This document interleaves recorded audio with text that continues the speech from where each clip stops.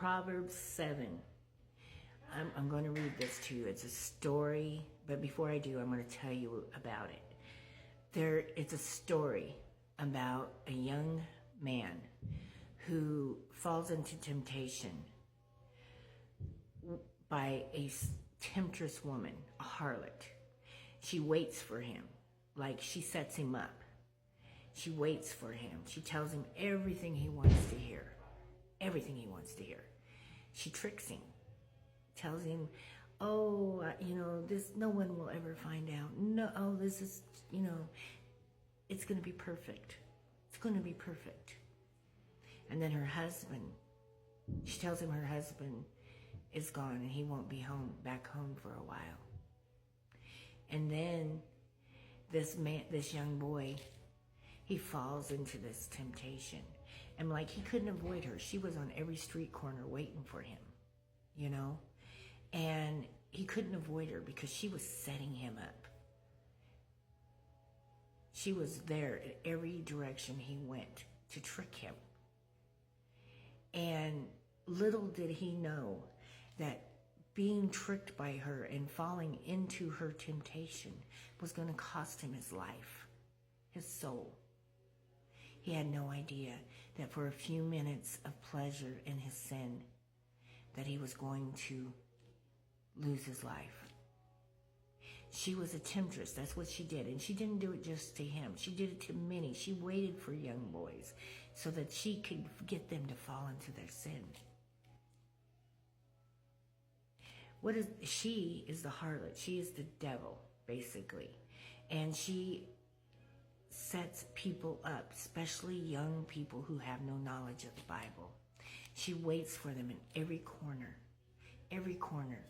so that she can talk them into falling into sin, seduces them, tells them everything they want to hear, traps them into the seduction, traps them knowing that it's going to cost them their life, not caring. And they're caught. By the time they figure out what has happened, it's too late. This is what Proverbs 7 is about. So let me read it to you. My son, keep my words and treasures, my commands within you. Keep my commands and live, and my law as the apple of your eye. Bind them on your fingers, write them on the tablet of your heart. Say to wisdom, you are my sister, and call understanding your nearest kin, that they may keep you from the immoral woman, from the seductress who flatters with her words.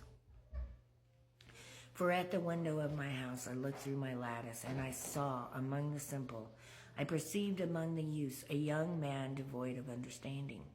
He didn't understand the Bible. He didn't know. Nobody told him. That's why it's important to tell your kids.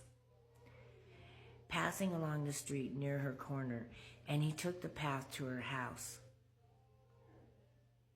In the twilight, in the evening, in the black and dark night, and there a woman met him with the attire of a harlot and a crafty heart. She was loud and rebellious. Her feet would not stay at home. At times she was outside, at times on the open square. Lurking at every corner, she was waiting for him. She was trying to set him up. So she caught him and kissed him with an impotent face. She said to him, I have peace offerings with me. Today I have paid my vows. So I came out to meet you, diligently to seek your face, and I have found you. I have spread my bed with tapestry-colored coverings of Egyptian linen. I have perfumed my bed with myrrh, aloes, and cinnamon. She's enticing him. Come, let us take our fill of love until morning. Let us delight ourselves with love. For my husband is not at home. He has gone on a long journey, and he has taken a bag of money with him, and will come home on the appointed time. With her enticing speech, she caused him to yield. With her flattering lips, she seduced him. Immediately he went after her as an ox goes to the slaughter, or as a fool to the correction of the stocks. till an arrow struck his liver, as a bird hastens to the snare. He did not know it would cost his life. It's going to cost his life, his soul. Now therefore, listen to me, my children. It was too late for him. Pay attention to the words of my mouth. Do not let your heart turn aside to her ways. Do not stray into her paths, for she has cast down many wounded, and all who were slain by her were strong men. They were all very strong men. But strength in your own self doesn't help you. That's why you have to have strength in God. Her house is the way to hell, descending to the chambers of death. This story explains how the devil entices you. It doesn't matter if it's a sexual sin. It doesn't matter what kind of sin it is. The devil entices you. But sexual sin is probably the biggest one. She entices you. This would probably be Ishtar. She is Baal, which is like Lucifer. He's one of Lucifer's highest ranking demons. And this is his wife, Ishtar. She is the sexual god, I guess, demon. She's a demon. I don't like to call them gods. They call themselves gods. I don't like to call them gods. They're not a god. She's a sexual demon. And she's where Jezebel comes from. And she entices so many people into sexual sins. All kinds of different sexual sins. It's her job to lure people out, especially people who have no understanding of the Bible, or have never heard it, or really don't know much about it, have no knowledge. It's easy for her to trap somebody who has no knowledge. Easy for her to lure them into her snares, because that's what it is. She's a huntress. She's out to trap people into sin. And she's on every street corner. She is everywhere. She's in street pharmaceutical houses. Let's put it that way. Trap houses. She is in the streets. She is in people's houses. She is in all the wrong places that they should not be going. In the bars, trap houses, gang houses, everywhere where it would be easy to find sexual sin. That's where she is.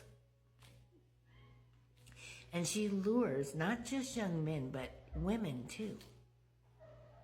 She lures them into her traps. And they get caught up in this sin, and they're thinking, oh, this is so much fun, and it's all good and great, until it's too late. And then it's too late. They're addicted. They're addicted. They're trapped in this sin, and they don't see a way out. There's always a way out. They just don't know a way out because they've never known God.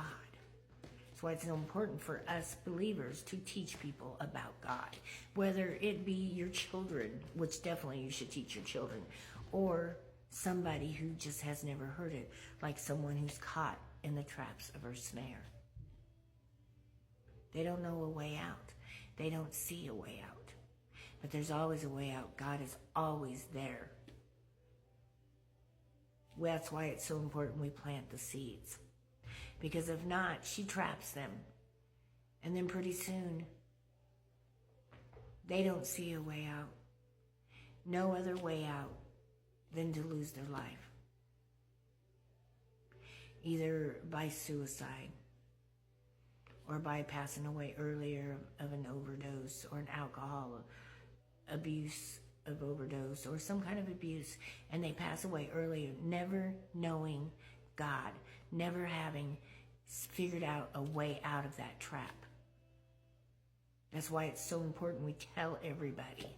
That's why it's so important that we especially tell our children so they don't fall into the traps of Ishtar or Baal or any other Lucifer demon. Anyway, have a blessed day.